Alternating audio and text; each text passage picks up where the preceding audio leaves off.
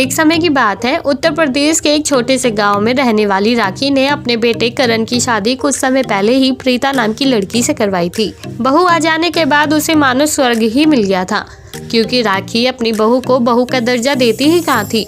उसका मानना था कि वो अपने बेटे की शादी करवा कर अपने घर में नौकरानी ले आई है, इसीलिए तो उसने करण की शादी के बाद घर का कुछ भी कामकाज करना पूरी तरह से बंद कर दिया था।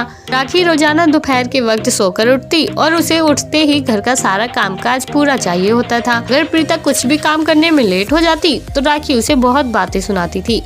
कभी उससे कहती कि मैंने अपने बेटे के साथ तुम्हारी शादी करके तुम्हारे ऊपर बहुत बड़ा एहसान किया, तो कभी कहती कि तुम्हारी तो औकात भी नहीं है इस घर की बहू बनने की, इसलिए अगर मैं तुम्हें नौकरानी भी कहूँ तो इसमें कोई बुराई नहीं है। अपनी सासू माँ की इतनी खरी खोटी सुनने के बावजूद भी प्रीता उसके खिलाफ एक शब्द तक नहीं कहती थी। अब तो प्रीता का काम और भी ज्यादा बढ़ गया था। दरअसल करण का चचेरा भाई ऋषभ और उसकी बचपन की दोस्त सरलीन करण से मिलने उसके घर आए थे, क्योंकि कुछ दिनों के लिए वहीं ठहरने वाले थे।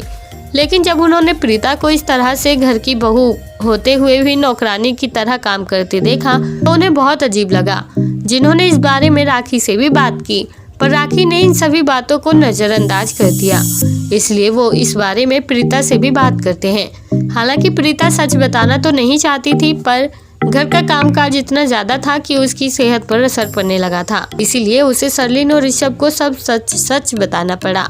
जब उन्हें इस बात का पता चला कि प्रीता को घर में बहू का नहीं बल्कि नौकरानी का दर्जा दिया जाता है, तब वो शाम होते ही करण के घर लौटते हुए राखी के सामने करण को बताते हैं कि प्रीता भाभी बहुत काम करती है, उन्हें नौकरानी की जरूरत है। आज उन्होंने खुद अपने हाथों से ढेर सारे कपड़े धोए हैं और पूरे दिन घर की साफ सफाई की है। करण ऋषभ और सरलीन की ये बातें सुनकर हैरान होकर अपनी माँ से कहता है कि माँ, आपने मुझे कभी बताया नहीं, और प्रीता तुमने भी। मेरी कमाई का क्या फायदा? प्रीता, तुम्हें इतना काम करने की कोई जरूरत नहीं है। माँ तो अभी भी पूरी तरह से ठीक है, कम से कम वो तुम्हारी थोड़ी बहुत मदद तो कर ही सकती हैं, और इसकी भी कोई जरूरत नहीं है। कल से घर में 2 नौकरानियाँ आ जाएंगी।